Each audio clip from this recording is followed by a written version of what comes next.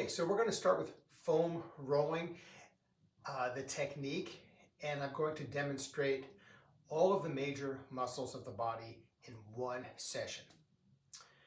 However, every day when you go through your mobility exercises, you're only going to foam roll 3 body parts, maybe 4, and it's not going to take a long time. My intention is to get you to foam roll and do these mobility exercises with frequency. It's that frequency and consistency that's going to get your body to adapt and change. The end result is more mobility, more freedom.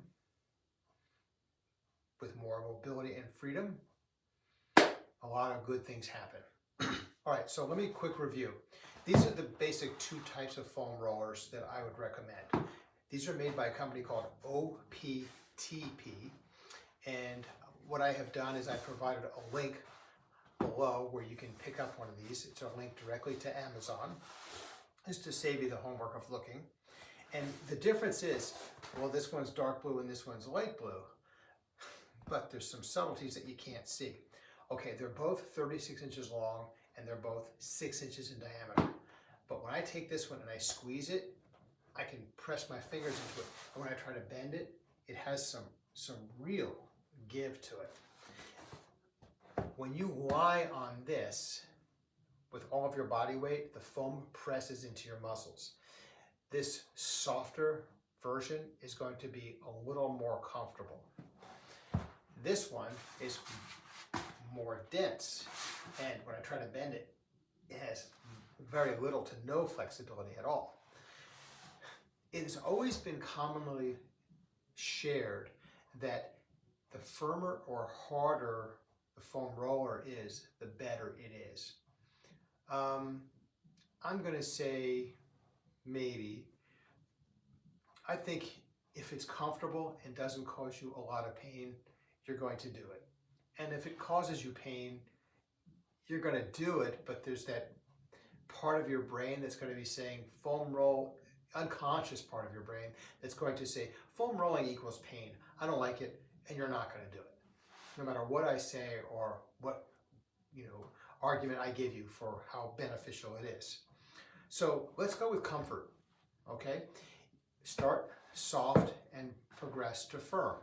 All right, you're going to have a little bit more of an investment. Spending another $50 to $100 hopefully won't break the bank and will give you some choices. Someday you're going to want a softer one, some days you're going to want a firm one, or some body parts need a firmer one and some body parts need a softer one. Simple as that. All right, I'm going to use the firm one today, and I'm going to start with the back. All right, so what I want to do is I want to get my back, let me turn this way. Okay, there we go. So I'm lying, my hips are on the floor, and the foam roller is nestled just underneath my shoulder blades. You can feel my scaps like little hooks. I'm going to put my hands behind my head, I'm going to lift my hips up, and I'm just going to gently roll back and forth. 2, 3, 4, and 5. All right. Now notice that my elbows are pointing up. What this does is it rounds the back and exposes the muscles to the roller. Second thing I want to point out is that I didn't go below my mid-back. When you get below the mid-back, you start to approach the bottom ribs, which are floating, and the kidneys are directly underneath them. We don't want to put pressure on the kidneys, especially with a firmer foam roller, especially when you're just starting out. All right, so let's go to the lower back. Now I'm going to place it right on my extensor muscles, put my hands on the floor here, okay, and just gently roll that. And that feels really good. If you want to take your hands away and you're comfortable there, just do that. But if my hands, I can come all the way up and have more control. So I'm going to roll from the top, let's say the top of my butt, okay, to the top of my ribs, the bottom of my ribs. All right, good. That's 2. Next, we're gonna roll on our side. And I'm going to roll my lats. So the lats start up here behind the arm and come down along the ribs. So lay the foam roller on the floor with your, place your body on the foam roller behind your armpit with your hand extended overhead. Now, one of the things that we're trying to benefit from foam rolling is not just to massage the muscle, but to get the muscle to lengthen. This particular muscle, the lat, can inhibit your backswing. If these muscles are tight, that club is not going to come up as high. Also, we want to try to get our arms all the way up overhead, and by foam rolling and getting length here, we're moving towards that end. So we're going to line our side, place the foam roller underneath the back of the arm. Now straighten out the bottom leg and put your foot on the floor here. Now what that's going to do for you is give you a lever arm here. I need to be able to move my body up and back and also roll side to side. And just go back and forth like that. Now there's a real tender spot there. And if you find it, exploit it. That's a trigger point that's forming. Okay? Pull that arm up and try to get the length out of it so we get those lats to lengthen. And you can come all the way down here on your ribs, all the way behind your arm. Okay? Good. All right? And of course, you'll do the other side. All right. So, upper back, lower back, lats. Now, we're going to sit on the foam roller. Okay? And we're going to place one glute on the roller. So, this glute is up off the roller, this one's on the roller, and I'm going to roll all the way from the top of my hamstring through the other side. When you first do this, you're kind of exploring, and then what you want to do is consider the fact that the foam roller is hard and the muscles are soft, and the glute muscles are three-dimensional. There's a lot of layers between glute maximus, medius, minimus, obturator, gemellus, piriformis, and they're all nestled in there. So by moving like this and moving my foot in and out and changing the different angles, I'm exposing the foam roller to different layers of muscle. And in one position I might find nothing, in another I might find something. And when I find something, that's good. It's that tenderness or that discomfort that we're looking for. It's counterintuitive, but in life we move away from things that are painful and towards things that give us pleasure or joy. With foam rolling, we're moving towards things that are uncomfortable to get a benefit from that. Okay, so you have to feel worse to feel better. All right. So again, sit on the foam roller, cross your ankle over of the same leg, roll front to back, and roll side to side and dig in. All right? Okay, good. Next, let's hit the hamstring. So I'm going to do one leg at a time. I'm going to put the foam roller off to the side, and I'm going to just roll that back of that leg from the back of my knee up to my glute. Nice and easy. All right, so we're going to start with foam rolling the entire body, all the major muscle groups. But what I want you to also understand is that on a daily basis, we're only going to do 2, 3, maybe 4 body parts so that we can get through it quickly. I'm more concerned that you develop the habit and frequency of foam rolling with the mobility exercise versus more time, and because that's just going to be a deterrent and then you're not going to do it. All right, so let's get started. We're going to start with the mid-back. So with the mid-back, we want to lie on the foam roller just below our shoulder blades. Place your hands behind your head, and then you're just going to lift your hips up off the floor and roll from the top of your shoulders to your mid back about 4 to 5 times. Notice that my elbows are pointing to the ceiling. That's so that my back rounds and makes the back muscles make good contact with the foam roller.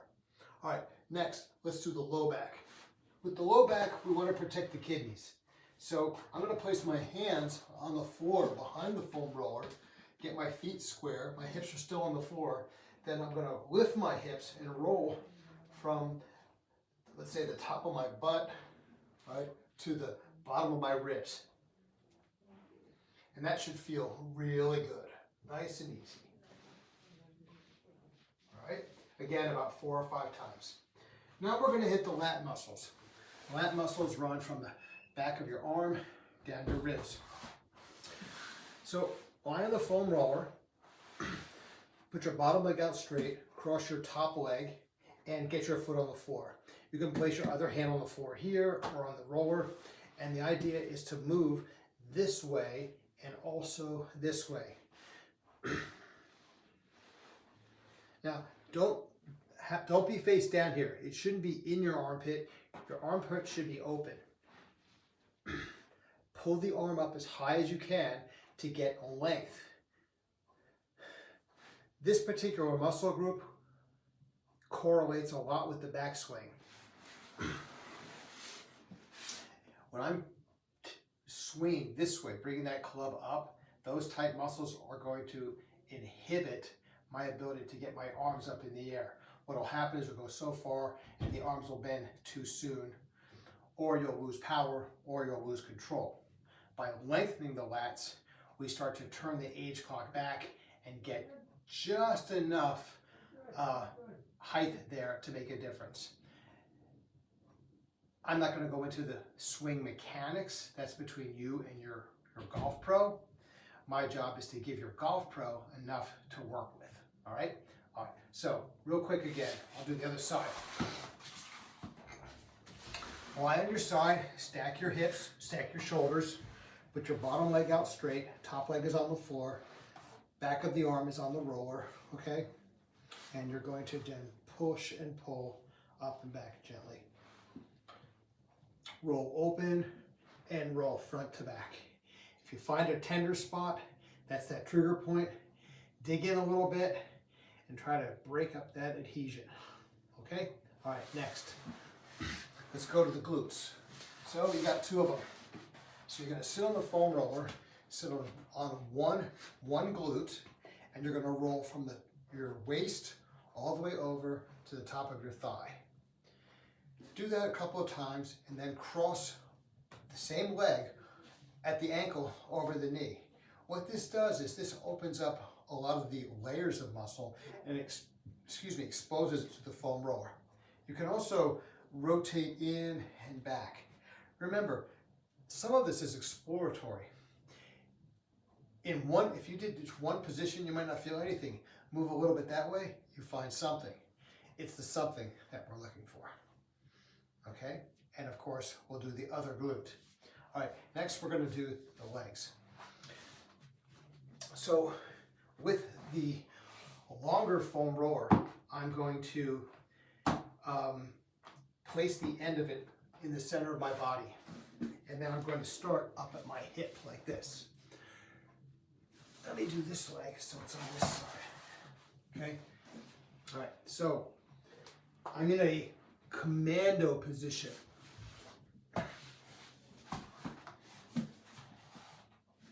That's better. All right, so my hip is on the roller. This leg is out to the side. My elbows are on the ground, or I could be up in the air here. And I'm going to basically drag my body straight, okay? And just easy and slow, go from your hip all the way down to your kneecap. And then back, all right? And then you're going to start to work around the side. So you work around the leg, up and back, nice and easy. Again, 4 or 5 times. And then you'll work all the way on the side on the iliotibial band. Right? Now, we still have to hit the inside. So I'm going to turn the foam roller like this. The foam roller is straight, I'm going to turn it at a 45 and then let my body come down straight. And you can see now that the foam roller and my leg are forming the letter T. And now I'm just going to drag my body up and back from the inside of my knee all the way up into my groin. Now look at my foot position. A lot of people will turn their toe down. Sure, that's good to get some of the muscles that we already hit, but to get the inner thigh muscles or the adductors, we want to have that foot rotated so it's parallel to the floor. I'm going to be honest with you.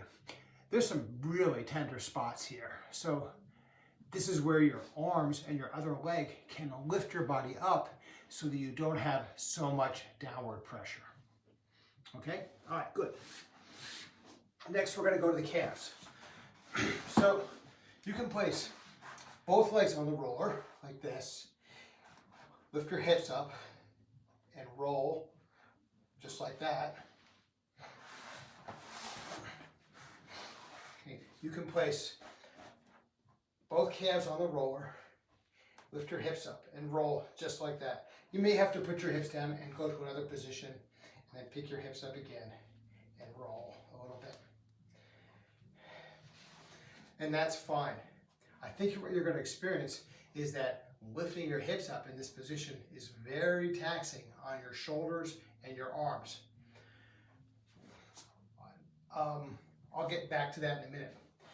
The other method is to stack one leg over the other. Now, the advantage of this is it provides more pressure on the muscle. So again, it gets back to where you are in your experience, how much experience you have, how sore your muscles are, how much you need this. The softer foam roller may be a better benefit for you. Or you do one leg at a time and you just go nice and easy. If you've ever had a full body massage, then you might be aware of the difference between deep tissue and a Swedish massage. The deep tissue would be the equivalent of my leg on top of the other and me really bearing down to get deep penetration into the muscle. The Swedish massage would be me gently rolling without much pressure at all. Both have their benefits. The Swedish method is going to hydrate the muscle, the fascia, by moving fluid and get it to ease up, let's say, more repetitions and a lot slower. The deep tissue is going to impact the muscle tissue and start to really palpate it to help it become less tense, right? Both have their benefit. Start where it makes the most sense for you, okay? But understand that you have places to go. The last thing I want you to experience is this feeling that this is too hard, this is too painful. Remember, we can always peel it back or progress it so that you can find that spot that works best for you. And then from there, you'll start to progress it. How do you progress it? More time, more pressure, or a firmer surface to press in, okay? All right. So we have mid-back, lower back, lats, legs, glutes. And that's their basic foam rolling.